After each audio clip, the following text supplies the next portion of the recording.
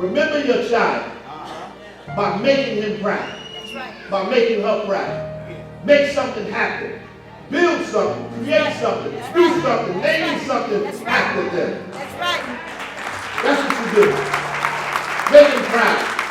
Open your mouth. Say something. Advocate for something. Create something for yourself and for your community, and then put your child's name on it, right? When my mother grieved and grieved and grieved when my sister was taken from us. My sister was murdered, both of them. My sister was murdered, and I say both because her friend was my sister too. They were murdered, right? They were murdered, and the best thing that we've ever done for my mother is erect the Shani Baraka Women's Resource. That's the best thing we've ever done. So when she drives down Clinton Avenue, she can see her daughter's name on a building that's providing life and protection for hundreds of women way down the line after she comes. You do the same thing in your own way for the lost one, the loved one in your family. And I'm going to tell you, we will help you make that happen. That's right? Hello, my name is Felicia James, but I go by Lisa. I'm a mom, I'm a sister, I'm a daughter, I'm an aunt, I'm a cousin, I'm a woman, and I'm a victim of gun violence.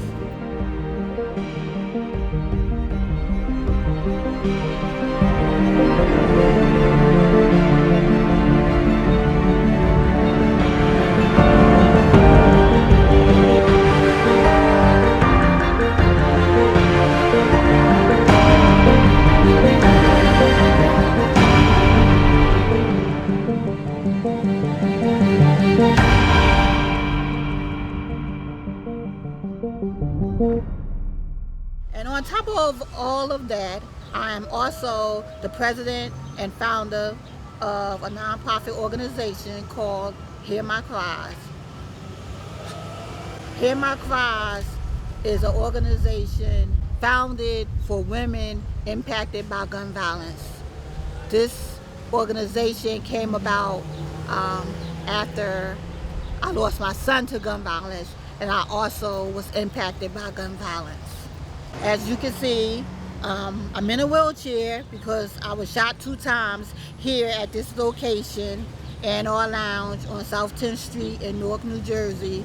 I was shot twice in the back through the window above me, and I was paralyzed, I guess instantly, because I didn't feel the bullet hitting me. I did hear the cries and the screams going on inside the lounge once I got shot as I was falling down to the floor. Yeah. You know the holes are still in that side of that. The holes are still there? You know where they patched them up or where they Oh, really? down there and up here. Oh, wow. They still there? Wow. Wow. My name is Cassandra Scott Love, and I lost my baby brother, Charles Leroy Scott, also known as Kareem, to violent death. He was shot 8 times. And actually, because he was in such great condition physically, only 2 of the bullets actually did damage. The other 8, his muscles actually caught, but the 2 that went in his abdomen caused the damage to him. Hello, I'm Darnisha Hamilton Holt. I am the mother of Yasin Elijah Hamilton, who was murdered in Newark, November 19th, 2017. My name is Tiffany Newton Lawson. I am wife, I am mother, and my relationship to the victim it was my now current husband, which his name is Anthony. My name is Alana Percat. I'm from Newark, New Jersey. I am a single mom of 8 beautiful children that I adopted. And my son Shirai Percat was murdered in the street of Newark, New Jersey. And I'm currently dealing with it every day. And I'm just here to save another life. Hi, my name is Jackie James, and I want to welcome you into my home. I just want to talk a little bit about my brother. As you all know, my brother was shot 15 years ago. Yes, about 15 years ago in the head, which left him paralyzed on one side, blind in one eye. And basically since then, I became power of attorney over him from the very beginning. So I just want to share some memories that I held, and I'm glad that I saved these memories. And actually I stole his paintings when I would go to the hospital or to actually the nursing home to see him. My name is Monique Brown. I'm from New Brunswick, New Jersey. And my son, Troy Brown Johnson, was tragically murdered December 17, 2003 in New Brunswick. This coming December will be 18 years that he's been gone. When Lisa's son died, she is just phenomenal to me, how God is allowing her to use her grief to help other people. And so that's something that I would want to be part of. In the name of Allah, most merciful, Janazah services for Shamir Jeremy DeCruz, August 24th, 2005, November 12th, 2020.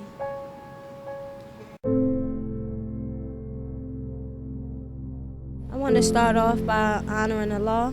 In the name of Allah, most gracious and most merciful. My name is Hajira Henderson. I'm here to talk about my son, Shamir DeCruz, affectionately known as Milky. He was murdered November 12, 2020 at 5 p.m.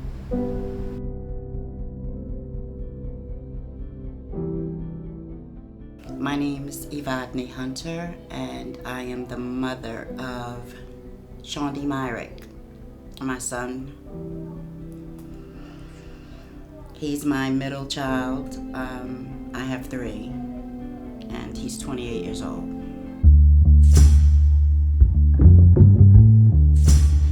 There is still life to live. I will make a conscious effort today to think about something that is lovely. Maybe it's the memory of your lost. Maybe it's that smile.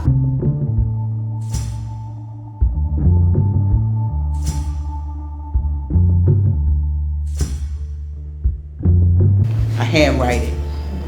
We pass out the numbers to the mothers. This way you say, oh, it's all typed up. No, it's written with love because I took my time and I read it. I have to keep going, but believe me, it's hard. But whatever reason, I'm here. I'm glad I came. I'm glad you're here. And I'm glad your voice is heard. You change your mind when you accept things that you know you can't change. So it's not, if only I was there.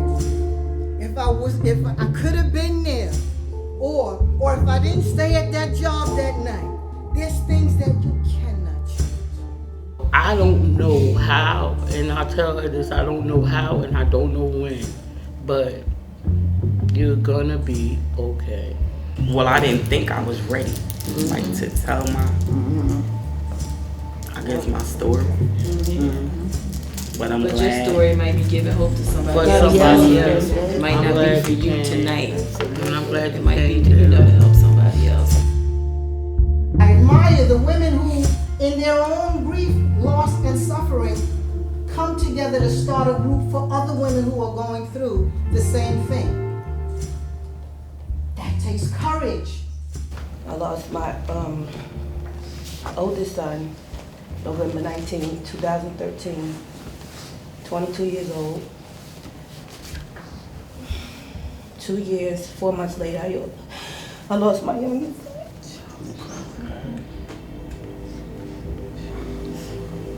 I have 3 sons. I have one surviving son.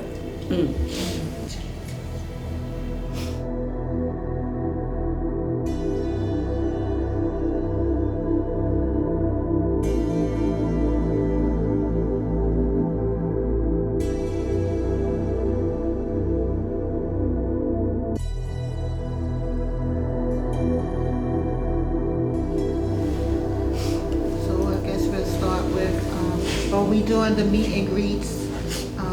This is what we're here for. To talk about it, to let it out,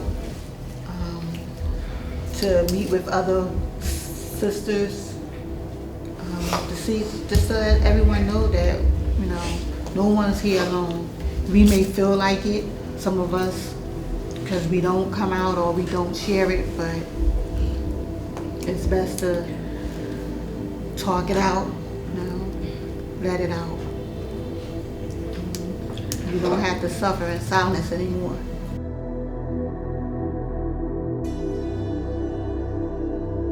My experience with loss and the way that my family and I have dealt with it has been because of my faith. So what I share from you is from that standpoint. It is a faith-based message, although I am not here to preach. I am here to share what faith has done for me and for my family. So the title of my message is called, I think I'm going to change my mind.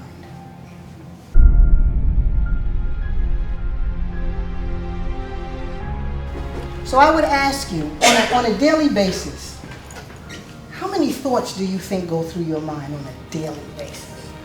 It turns out that some of the top researchers say that we experience close to 70,000 thoughts per day on an average day. And then there are things that we replay in our mind. Tragedy, disappointment, embarrassment, loss. Things that impact us, things that are sort of pain points. Those are things we sometimes replay in our mind over and over and over again. And for those of us who have experienced a great sense of loss, you know that you have to keep living, you know that you have to go on with life, but I know it's hard. So what do? What is a coping mechanism for you to deal with those thoughts that go through your mind? Whatsoever things are true, whatsoever things are noble, whatsoever things are just, whatsoever things are pure, whatsoever things are lovely, whatsoever things are of good report, if there be any virtue, and if there be anything praiseworthy, meditate on those things. Yeah. So, the scripture that I share, in no way does it mean that when those thoughts come up into your mind about your loved one that is lost, about your own self, it does not mean that you don't pause and acknowledge what has happened. What it means is that don't stay there. Don't stay there with that thought, because the mind will create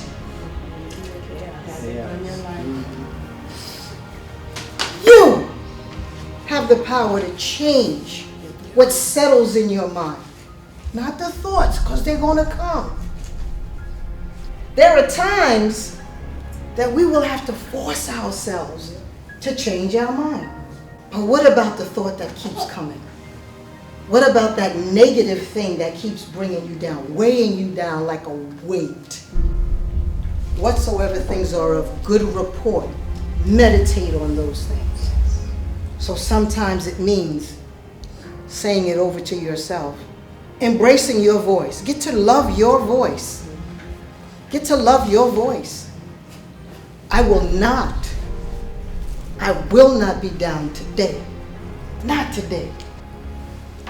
Understand that there's power in the mind, in the brain that we carry. There's power there. If you accept the fact that you can't change something, you don't have to dwell on it. If you don't have to dwell on it, it does not take over your mind. Whatever's in there can't be negative, because if it stays there too long, you will act upon it. The next thing you know, you will have done something that's so out of character. When you're dealing with struggles, find an outlet. I encourage you. If that outlet is a person, find an outlet. Talk through the struggles. Change your mind. Understand the power of our mind. Because I'm inspired to know that in spite of what you're going through, you are here. Yes. You are here. Yes. You are here. So I'm encouraged. Change your mind, ladies. And I'll do the same. Thank you.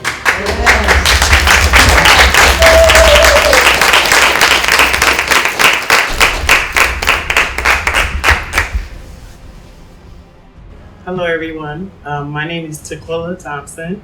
I'm the program coordinator for the Harvest Intervention Team with North Community Street Team.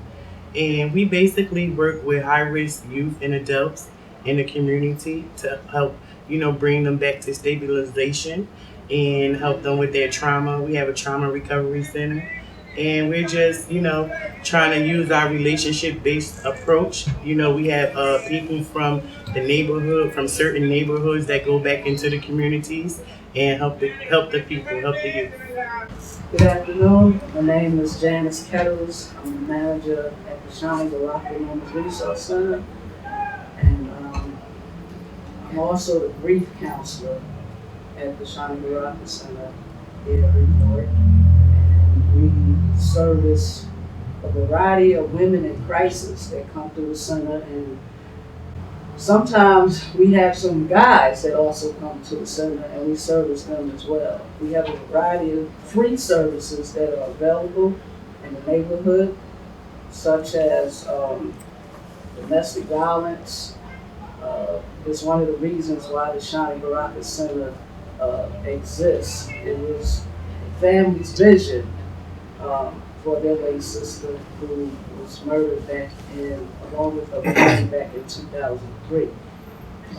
We also have sexual assault counselors. We have a career advisor, drug counselor.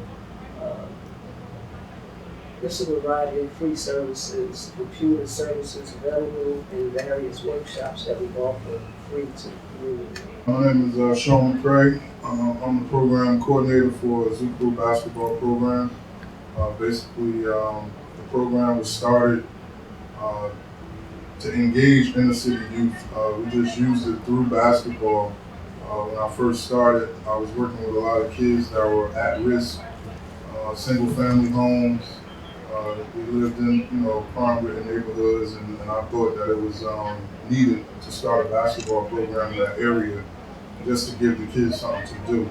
So we started it in 1996, and we're still presently running the program. I also coach at Central High School, I'm a tennis counselor there, and I'm also a business owner here in the city of New York. Hi, my name is Carrie Yeomans, and I'm a volunteer with Moms Demand Action. We have a chapter in every state with over 6 million volunteers nationwide. I am also a survivor of gun violence, and I'm with the Everytown Survivor Fellowship. So I work to educate people and to try to change people's minds to create better common sense gun laws throughout our nation. And then I also am the City Gun Violence Lead for Essex County. So I do work with certain areas in trying to reduce gun violence and working with community-based organizations to try to build relationships to really help foster and engage in servicing and doing different community events together. I'm the son of Amiri and Amina Baraka, City of Newark, former manager of recreation.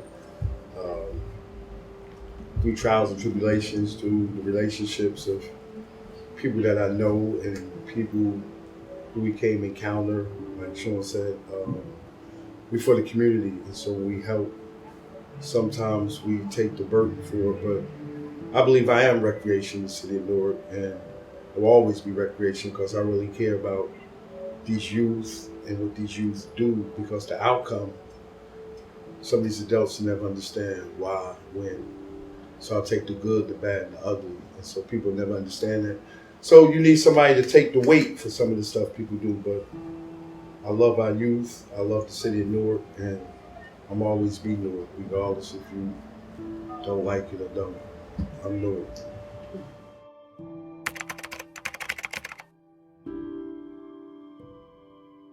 I lost my son on a rainy Saturday afternoon, October the 11th, 2014. My phone rang, and my phone rang. I knew something was wrong, because it wasn't the first time he was shot. It was actually the third time Sherrod was shot. No one never wants to prepare for death.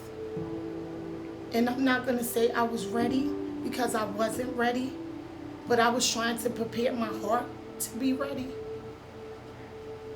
Because I know I'm Lana, and I have to be strong for my other babies and for everybody else. I'm never the weak one. But when that phone rung that day, and it rung, and I told my cousin, I said to him, I said, something is wrong with Sherrod. Pick up the phone. And he did, and what I felt was Sherrod was shot on Prince Street in Newark, where he actually grew up at. His life started there, and it ended there. So, I never went down, because I was weak that day. As I said, I'm never the weak one, but that day, something came out of me, and I had to catch my breath. I couldn't walk, I couldn't do anything. So my family, they ran down, and I dropped to my knees, and I made dua, and I just asked, whatever your choice is today, just make it easy on me and him. Because he wasn't a bad child. He was the only child I had. And he was my child. He was mine.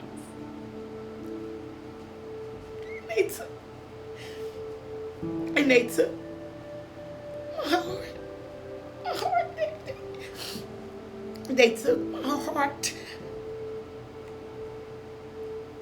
And I didn't think I would be able to make it from that day forward. But I was blessed. I was blessed. I was blessed. I was blessed to adopt 8. They call me crazy, but 8 beautiful children that need someone to protect them. So I always used to say to Sherrod, the times when he got shot, you have a story to tell, Sherrod. You got a story to tell. Just cool out, bro. You got a story to tell. But I realized it wasn't his story, it was my story. So that's why I'm here today, to tell my story. My brother was shot April 27th, 1993 in Elizabeth, New Jersey. He died on May 11th, 1993. He was transported from Elizabeth to University Hospital, which at that time was considered a trauma. I think it still is. It's Robert Wood Johnson now, but considered a trauma center for New Jersey. So they, brought him there in a helicopter, and he lived for 2 weeks. And ultimately, complications from the gunshots, which was a blood clot that got loose from his wound, that ultimately went to his heart and killed him. from my understanding, he was trying to stop someone. There was a young woman that, I don't know if he had a relationship with her or they were just friends, because I'm gonna say they were just friends. And they were trying to get her to sell drugs on that street, and he was like, no, she's not gonna do that. And the person shot him as a result. And it was on the part of the person that actually did the shooting. It certainly was just outrageous. But even my brother, you know, in all earnestness, my brother was out there, okay? And his whole take on it, you know, the witnesses that were there said that he said to the guy, shoot me and you better kill me. Everybody else ran. They hid, they got out the way, but he didn't. You know, the guy was coming for him, but he didn't leave. He didn't run, he didn't hide, you know, because of these codes of the street. So for me, you know, the trauma related to the violent death is so full. It's like, it's bigger than just the person that's actually doing it. Because that's heartlessness, that's rage, that's just, you know, you can't even imagine that. But then our men, our women, our young men and women that are out there living lives and, you know, like not being afraid to die, or, you know what I mean? Not understanding the impact. So it's impactful from both sides of the coin. It's not just the perpetrator, which is wrong. I'm certainly not exonerating him, but on the same token, why didn't my brother run? Why didn't he? You know what I mean? Mm-hmm. So, you know. Yes. He was killed in Newark on 18th Street in his apartment. I'm not for sure if it was a robbery. I'm not for sure what it was because the detective had no clues. But what I do know is my son lay dying on a cold floor while the killer or killers just went on about their day. And I, myself, laid comfy in my bed on that Saturday night because Sunday, the coroner says Yasin was dead for over 24 hours. So he technically died on the 18th of November. This is just, it's just sad. It's sad. You guys took him not only from his mom, he has siblings, and he has a daughter who is growing up with only pictures of her dad because she was so small. She's only 4 now, so she really doesn't remember Yasin. We have to show her pictures and keep saying his name, and it's just not fair. She deserved to have her dad in her life. You hurt his father. He hasn't been the same ever since. Like, you forever changed our lives. And why? For what? Material things? It wasn't worth my son's life. He was shot in Newark, New Jersey, on Branford Street off of Elizabeth Avenue. It was December 26, 2010. We had a big snowstorm. Everything was shut down then. And it was during a time when Cory Booker had laid off 100 and some odd police. So it was the snowstorm, it was the police being laid off, it was chaotic. You know, a lot of the us Norkers, people, good and bad, knew that we had just lost a lot of police. So it was a lot of craziness going on out there. It actually happened on 22nd Street in Irvington between 18th Avenue and 17th Avenue on September 1st, 1999. I remember as if it was yesterday. Well, let me share this. I was actually 8 months pregnant with our oldest child. And truthfully, I felt it because I was sleeping. And I woke up and was like, ah! Something happened to him. I just felt it. And being 8 months pregnant, and I was 20 years old at the time, I immediately got up and I wanted to leave, but they had prohibited me from driving. So my grandmother said, no, you're not going anywhere. It's 1 o'clock in the morning. You're not going anywhere, especially that part of town. So I literally got up, got dressed, and waited for the sun to come up. And then I caught a cab to my now in-laws, where their previous residence, which was right around the corner on 21st Street in Irvington. And I rang the doorbell, and my sister-in-law opened the door, and I saw it on her face. And she said, I don't know how to tell you this, but he got shot. And I just immediately pushed past her to go into the house and call my mom, who's now a retired nurse, but at the time she was a nurse. And I'm like, I don't know what hospital. Mommy, I don't know. Help me find out. And everything unfolded that way for me. But it was a feeling. It was a knowing. That's how connected we are.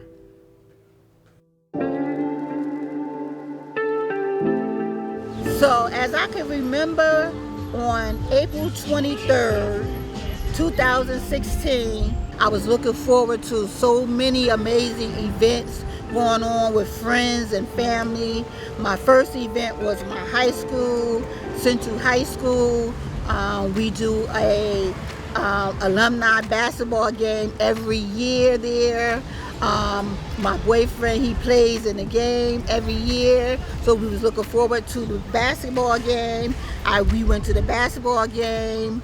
After the basketball game, they have an alumni party afterwards. But before we went to the party, one of his good friends had a little gathering at his house, so we stopped by there. After that, one of my best girlfriends, I call her sister, she had her birthday party. We stopped there to see her, just showing everybody some love. Left there, made it to the Central High School alumni after party, which we do every year. Went there, saw some friends. They closed. On our way home, we decided to stop and have a cocktail at a regular spot that I've been coming to for over 10 years. Came here, we said we have one cocktail, and we was leaving. Right after we finished the cocktail, on our way out the door, there was a shooting. So I was shot twice in the back. How I realized that I was shot, I guess just falling. Once I fell, I couldn't move, and everyone started gathering around me, and people were screaming, and my boyfriend was behind me. Mark said, oh baby, you okay? You just got shot in the back, in the shoulder, you're gonna be all right. But of course, I wasn't all right. I ended up going to the hospital that night. I didn't wake up until the next day. I was in ICU for a few days before they moved me to the room. Once they moved me to the room, they decided, that's when all the doctors came in and told me that I was paralyzed and that it was complete and that I would never walk again. Once they told me that, it didn't bother me right away, because another doctor came in and said, are you okay? Because they said that you didn't respond. And I said, well, that's because I don't believe that I'll never walk again. I believe that I will. And to this day, it's been 4 years. It's been rough, it's been tough, but I'm still here, and I know every day I'm getting stronger and stronger. So as long as I can keep the faith that I will walk again, even if I don't, I will always work towards walking again. That's my fight to walk again. There was an arrest made. I did not know the person that shot me. I was only here for about 20 minutes. The bullets came in from the outside. I was inside. So there was an arrest made. Everything was caught on camera. For some reason, the person was not indicted. The grand jury did not, I guess, find enough evidence to keep the person, and there was a witness that came forward at first, but then disappeared, never came forward again. So the person was let go. I feel as though like that person did 4 months. That's the same amount of time that I did in Kessler. When I came home in September from Kessler, he came home from jail in September. I was hurt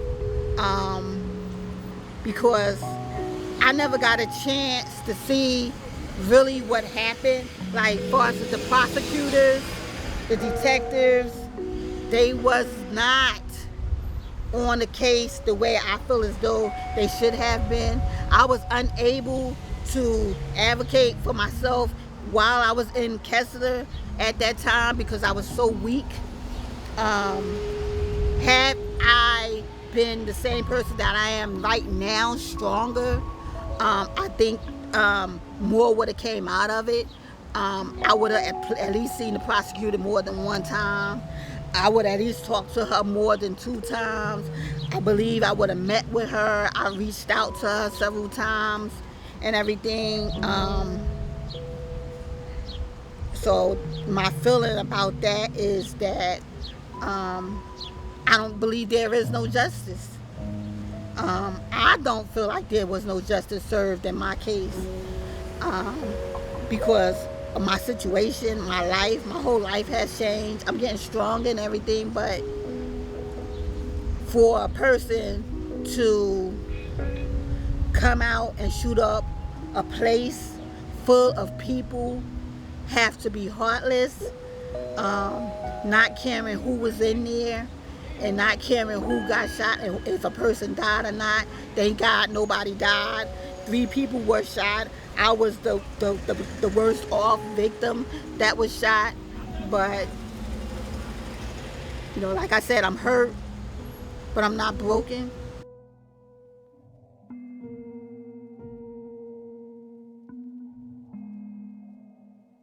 So from that, I would like to talk about grief. I'm going to say I've been grieving since I lost my mom in October 2015. Then I was shot 6 months later and paralyzed in April 2016. And then I lost my brother in April of 2000, my oldest brother in April of 2019. And then 6 months later, I lost my son to gun violence in October 2019. So with that being said, I'm still grieving. Ms. Kettle's grief counselor, I would like to ask you some questions and feel free to give us any other information about grief. But the first question is, what are some of the triggers of grief? What I call was a grief track period. From a child, right? Mm-hmm. We are taught, let's say my best friend at 5 or 6 years old got ran over by a car.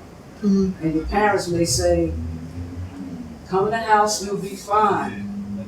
Give you some ice cream or give you a hug, tell you to go back outside. So now you fast forward 12 years old.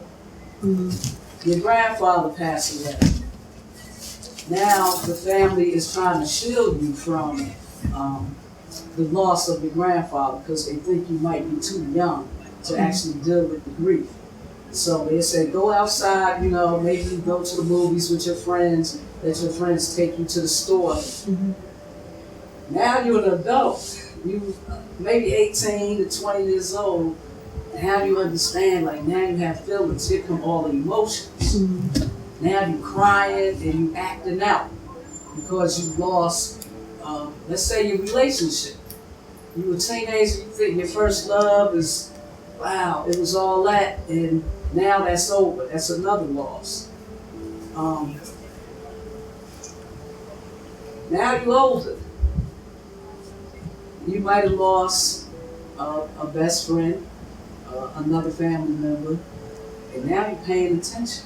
Mm-hmm. It can even be you lost your virginity at a later age. It's all losses. But you haven't heard me once say, that you sought counsel for any of it. So now, maybe all of us, we take Irv right now. The whole city is in mourning. So all of those deaths you experience comes out right now. And so now you have brick after brick after brick piled up. And that's weighty. Yes, yes. So now you're going to explode. The grief has become unbearable. And we break. And sometimes we have to let our hearts break into pieces before we start picking back up. So I'm going to stop right there for the next question. Okay. Yesterday, I really just sitting on my porch, and someone came by and they said, how's your son doing? And I'm like, okay, it came back. And then when I heard it, then I went on Facebook and I saw that Irv passed, and it hit me even harder because now I went back to October 28, 2019. Because that's the last time I talked to Irv, the last time I saw Irv, and I know that he was there in my face trying to help me when my son was laying on the ground, murdered. So I was just like a complete mess all day, all night. That's why I was up at 5 a.m. with Carrie. So it all comes down, and once it hits you, like you said, you just gotta let it out. So even when you think about grief, I think about Shani, my sister, who was murdered in 2003, and I called Sean McCrae. It was about 3:30 a.m. I called him like 4 times. The 4th time he answered the phone. Wow. What's up? I just broke down to my sister.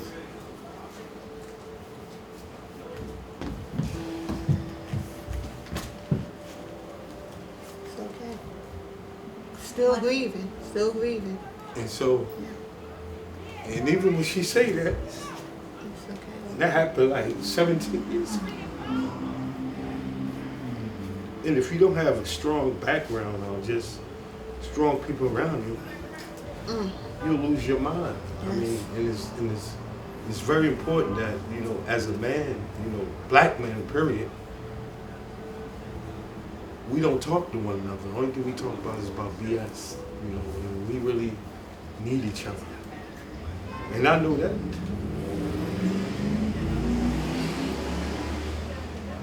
Let me just add that grief, it never ends. Right. It never ends. Right. And it's a connection here because you have Obalaji say he reached out to Sean, and actually Sean is the one that we had beavers then, right? So the beavers going off, it's still dark outside. And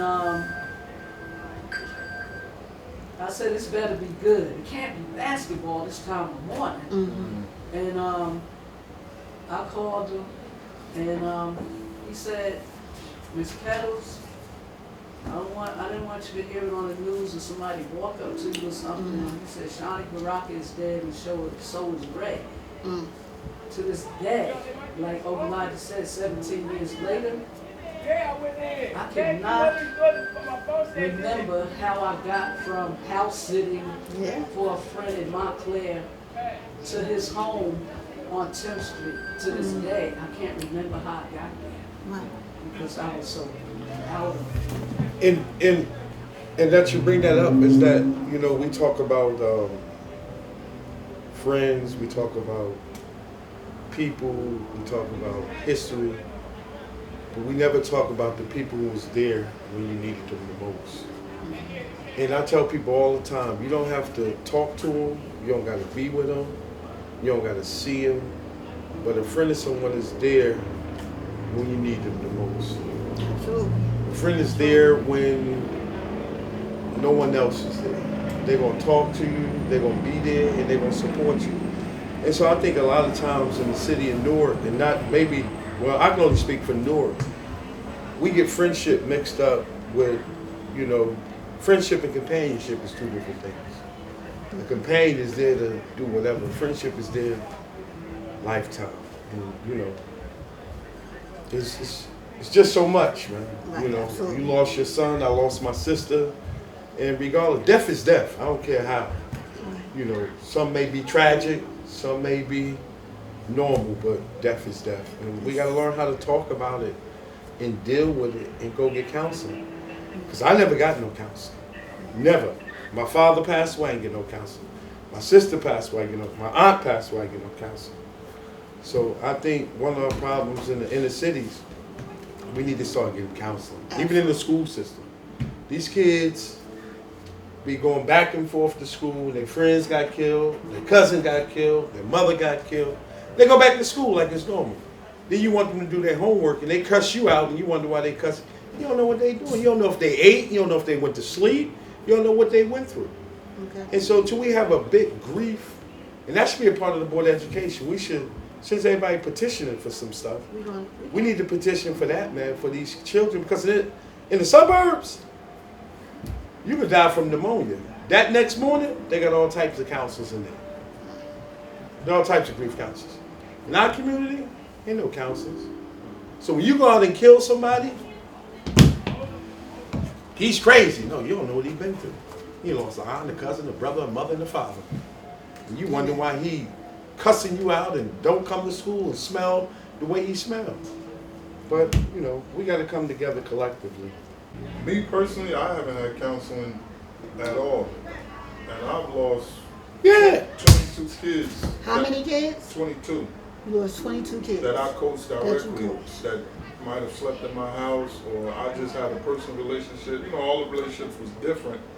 But I've lost 22 kids to 20 of them to gun violence. One hung himself and the other one died of a heart attack. That's not normal. You Right. need counseling. And how I deal with it, I've never really dealt with it, to be honest with you. And I lost my mother in 2018, and that's still bothering me. But when the kids die, and it's like life goes on, it's like something's not right. Like, you know what I mean? I mean, I know some of these guys are young adults, but they still kids because they haven't found their way yet. And me personally, I haven't went and talked to anybody. You know, I might go in the house, listen to some music, just to, you know, or just keep moving. Like, I just won't stop. Like, even when my mom passed away, I had a scrimmage, and they like, don't go to, you ain't gotta, I had to go to the scrimmage because I had to get away from that element just to deal with it in another way. That's right. You know what I mean? But even losing 22 kids, and you lost your son, I know Sonia, she lost 3 kids, like her own kids. So I could imagine, you know, that pain, because I've never lost my own child, you know, and hopefully I don't see that. But, I mean, I don't know. It's just, it's tough, and I'm still dealing with going through life every day. And, you know, every time a birthday come up or somebody posts a picture of a kid, I'm like, wow, that's right, he did die. That's right. And it comes back, like we all say, it comes back to us. Right. You know, May is not good for me. My mother's birthday in May and Mother's Day in May. Yeah. Holidays I hate because my mother loved holidays and my mother not around no more. So, you know, we deal with things differently. So when something goes, oh, it's Christmas, it's Christmas, it's whatever. You know, I'm not really feeling it anymore because it was somebody else's favorite holiday and really not mine. I just dealt with it because my mother loved it, you know what I mean? But yeah, I mean, I think a lot of people are dealing with a lot of things, and we just, you know, we keep it bottled up, we don't say anything, and like Kettle said, after a while, it becomes normal. Or you explode and they say, well, why he so mad? Well, ask him. You know, I mean, we don't know. We don't. And the same thing with the kid. The kid come. I see kids come to school, and I'm good at dealing with kids. I see a kid that's coming to school every day, happy, playing around. Then you walk past them one day, and they reserved. They not saying anything. Like, what's going on? No, what's up, man? You usually playing around. Well, last night, you know, my cousin got shot. And it's like, you've been in school all day and nobody said anything to you? And nobody, no. So nobody not even paying attention to your personality. We got to understand who we dealing with too, because if you got a kid that play all the time and all of a sudden he's not playing, something's wrong. Of all the places in the world I could have went, I came to a cemetery because this is all I have. This is all I have. Hello, my name is Sonia Rogers. I'm the mother of 3 young men, Anthony Rogers, Antoine Rogers, and Taekwon Rogers. I'm also a Newark resident here for 45 years of this city. My 3 sons were murdered in 2011, 6 months later in 2012 in February, and 2015, December the 28th, 3 days after Christmas. This is basically our reality to it. We have to live with this reality of coming home, going to work, going to school, when you have your loved ones in a place like this. I miss the fact that I had 3 handsome young men, and out of all 3 of those young men, none of them coming back ever again. I can never ever say that I could bear another son. I have a son that's never seen his daughter, and she's beautiful. I have an older son that never had a child before. I have a younger son that would just have been something. He didn't even have a chance, period. And I feel like I was stripped away.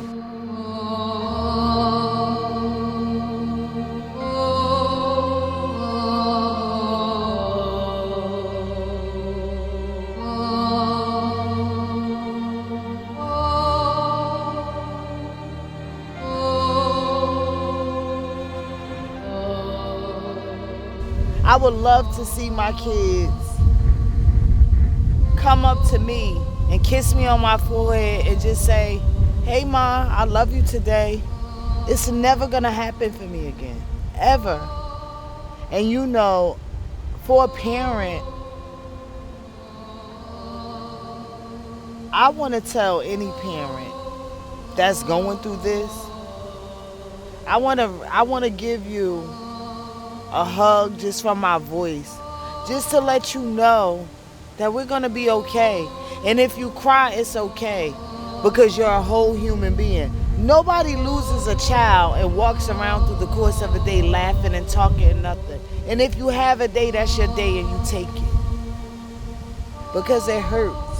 And it hurts like hell, especially when you know nobody really gives a damn.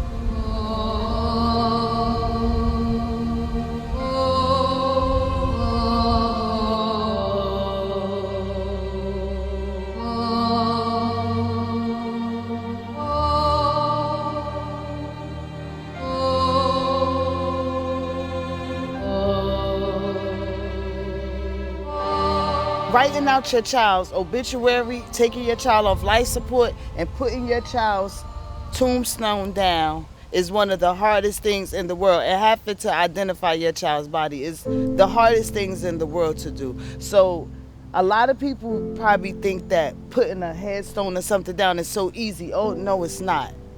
It's not. Because it's like you're finalizing something that you don't want to be finalized. To live with this reality of coming home, going to work, going to school, when you have your loved ones in a place like this. And to do that is very hard. You know, I have 3 children here. I have a nephew here, and I also have a niece here. And I have so many other people surrounding me here that I know of as well. And I wouldn't want to disrespect their family members. But this is really the reality of it for a parent. We mourn the loss of our children every single day as a mother, as a father, as a grandmother. And I always speak on fathers and grandparents and uncles and aunts and sisters and brothers because I am a mother. But I also have a father, my daughters, you know, and other family members that I see very, very hurt behind some of the things that has happened. It's sickening to the core of my soul. I would love to see the day when all of this would stop. But it's not gonna stop. Black Lives Matters every single day. But the people that's being killed, the people that's committing the crimes, and I can only speak about my city with no disrespect, they're black on black. When does Black Lives matter? When does Black Lives matter? When do the parents matter? I have to fight. I have to fight for the 3 wounds that I had. I have to fight for myself. And I have to fight for any other mother out here. I haven't had any arrests in any of my son's cases. I got what they say was a courtesy call for my last son. But as far as anybody being arrested and things like that, no. They didn't give a damn about my kids. And that's what hurt me the worst, because my kids weren't dogs. They weren't animals. My children were human beings, respectable human beings. And the way that they did me with my children, a lot of times you don't need statements. If somebody tells you that this is what's going on and this happened, at least I thought that you were supposed to at least go and try to work that problem out, see what's going on, because if it was my oldest son, that's what would have happened. I don't care about money. Not a stitch, a stack of money, a single dollar can ever do anything for me. Ever. Because my heart is going to always be broken. Every single day to the core of my soul. Until I really had to come to grasp with, these are your children. Nobody's going to give a damn about these children but you. You know how many times I want to hear somebody just say their name on a constant basis? It won't happen. You know, I just want somebody to come and see me. Just any little thing, and it won't happen. And just this year, I really had to come to grasp with, these your children. You don't care about what nobody say, how nobody feel, especially not about what you're doing with your children or what you're trying to do for yourself. Because to keep living through a broken heart is the most painfulest thing in the world. And it's time for us to step up. I'm not an advocate, I'm not trying to be an advocate, but we have to step up. We have to. I love the women that's in my city that's pushing through every single day. Every single day is women here, every single day that have to get up and go to work every single day after a hard shit. Just that same way. It's women that lay here every day that don't want to get up and do anything because you took everything they had. How fair is that? How fair is that?